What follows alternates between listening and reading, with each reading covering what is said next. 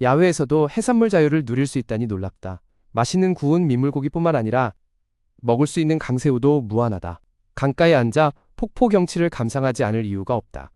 누가 이런 자유로운 삶을 거부할 수 있을까?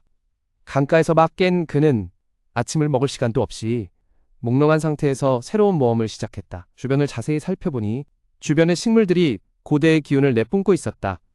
눈앞의 작은 연극은 거의 모든 것을 빨아들였다. 틀리지 않았다면 집의 자연수는 여기서 흘러온 것이다. 그가 점점 원천에 가까워질수록 높은 절벽이 그의 앞을 가로막았다. 끊임없이 흐르는 물이 쏟아져 내렸다. 중앙 에어컨보다 시원함이 더했다. 고도가 높아질수록 온도도 눈에 띄게 떨어지기 시작했다. 오랜 거리 이동으로 그는 체력이 떨어졌다. 눈앞의 이 물줄기는 자연의 경이로움이라 할 수 있다. 자세히 살펴보면 예상치 못한 삶이 있을 것이다. 그의 철저한 탐색 끝에 옆에 고인 물에서 강새우 한 무리를 발견했다. 사회적 경험이 없는 그들은 그의 거대한 존재에 당황했다. 결국 그의 수확은 원래 비어있던 바구니를 몇 킬로그램 더 무겁게 만들었다. 그 안에는 조심스러운 몇 마리도 있었다. 그들의 본능으로 곧 이곳은 생계의 터전이 될 것이다. 그가 눈앞에 식물이 안전한지 확인하기 위해 채집하기 전에 그는 신농처럼 맛을 보았다. 상큼한 맛이 나는 이 식물은 봄철 생선 요리의 안성맞춤이다. 충분한 양의 음식을 확보한 그는 요리할 장소를 찾기 시작했다. 화재를 피하기 위해 그는 결국 바위 옆에 자리를 잡았다. 이렇게 많은 강새우를 보고 그는 일부를 구워두기로 했다. 나머지는 모두 끓이기로 했다. 그의 뛰어난 요리 솜씨 덕분에 맛있는 향기가 곧 이 지역에 퍼졌다. 붉은 강새우를 끓이기 위해 한 입씩 맛보았다. 높은 절벽을 마주하고도 그는 자신이 넘을 수 있을 것이라 믿었다. 배부르게 식사를 마친 후 그는 다음 여행을 시작했다. 자생하는 흰색 식물들이 겉모습만으로도 안에 많은 것을 추측할 수 있었다. 더 높이 올라갈수록 물의 흐름도 점점 어두워졌다. 뒤쪽은 이미 이곳이 어떤 곳인지 분간할 수 없었다. 그를 계속 나아가게 하는 것은 오직 앞에 있는 길과 자연에 대한 사랑뿐이었다. 이틀간의 탐험 끝에 그는 마침내 이곳의 아름다움을 발견했다. 앞에는 더 많은 모험이 기다리고 있을지도 모른다. 하지만 집에서 멀어질수록 이 긴 여정은 여기서 끝나야 했다. 머리 위의 하늘은 언제부터인지 점점 어두워지고 있었다. 그의 생존 경험에 따르면 어둡기 전에 자신의 숙소를 해결해야 했다. 눈앞의 이 큰 물줄기에는 큰 물고기가 살고 있었다. 주변에는 다른 생물은 보이지 않았다. 이것이 이곳의 지배적인 위치임을 알 수 있다. 그를 상대하기 위해 그는 현장에서 100여 개의 덫을 설치했다. 물속에서 그와의 편안한 대결이 시작되었다. 그는 몸무게를 줄이기 위해 2kg의 고기를 희생했다. 그제야 그는 그를 잡을 수 있었다. 물의 흐름을 막기 위해 그는 하늘이 어두워질 때까지 기다렸다. 두려움에 떨며 이곳에서 잠을 청했다. 내일 그는 일찍 캠프에 돌아가기로 결심했다. 반나절의 긴 여정을 거쳐 그는 오랜만에 익숙한 길로 돌아왔다. 단 이틀 사이에 채소밭은 잡초로 뒤덮였다. 심지어 도시에서 가져온 식물도 모두 야생동물에게 파괴되었다. 다행히 집의 오븐은 완전히 말라 있었다. 안에 있는 흙도 사용할 수 있었다. 오랜만에 사용하지 않은 가방을 꺼내 불꽃을 지피자 냄비의 온도가 점점 올라갔다. 효과가 놀라울 정도로 좋았다. 그는 저녁을 만들기 위해 채소밭에서 채소를 캐기로 했다. 또한 주변의 잡초도 정리할 수 있었다. 이 땅의 영양분은 매우 풍부했다. 비록 특별히 관리하지 않았지만 이 채소들은 매우 잘 자랐다. 신선한 물 덕분에 비옥한 고구마가 먼저 익었다. 산성 성분을 줄이기 위해 그는 칼질 속도를 높였다. 물의 흐름 덕분에 재료는 금방 냄비에 들어갈 수 있었다. 하지만 그는 이제야 발견했다. 불꽃의 고온으로 인해 오븐 표면에 많은 작은 균열이 생겼다. 앞으로의 관리와 수리가 필요할 것이다. 그는 남은 잔여물을 청소하기 시작했다. 이런 잔여물들을 제거하자 작은 집이 더 깔끔해 보였다.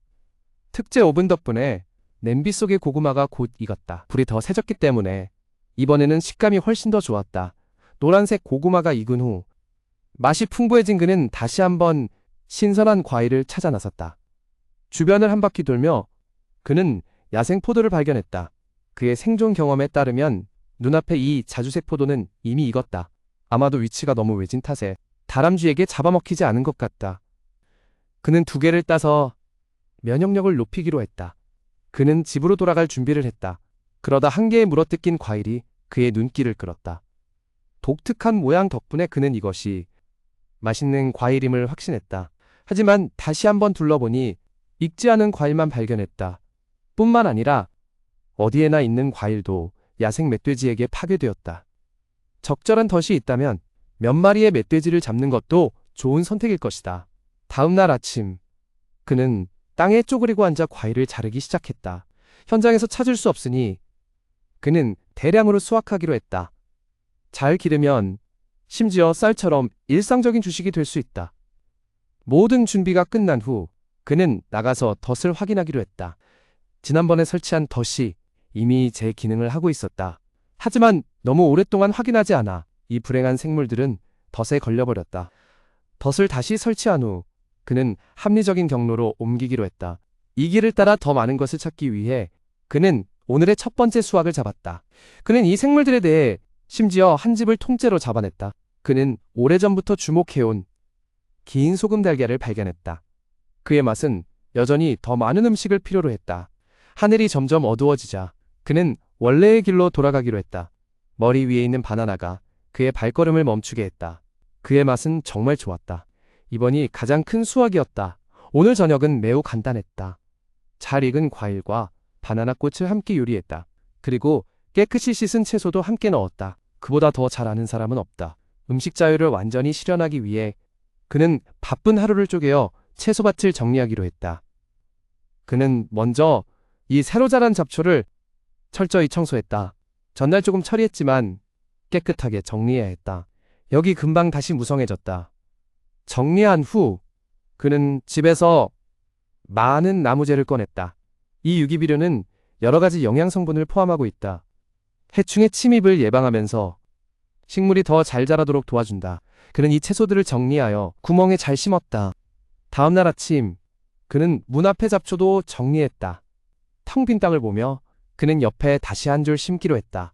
그는 땅을 잘 다듬어 더 많은 채소를 심었다. 더 편안한 성장 환경이 생기면 그들은 지금의 모습에서 벗어날 수 있을 것이다. 시간이 지나면서 이 채소들은 점점 더 풍성해졌다. 이 작은 변화에 맞서 그는 덫을 다시 확인하기로 했다. 한참을 찾은 후 그는 갇힌 육지새를 발견했다. 비록 작아 보였지만 그에게는 한 입의 고기가 큰 의미였다. 앞으로 나아가며 그는 차가운 과일과 장식용 무화과를 발견했다.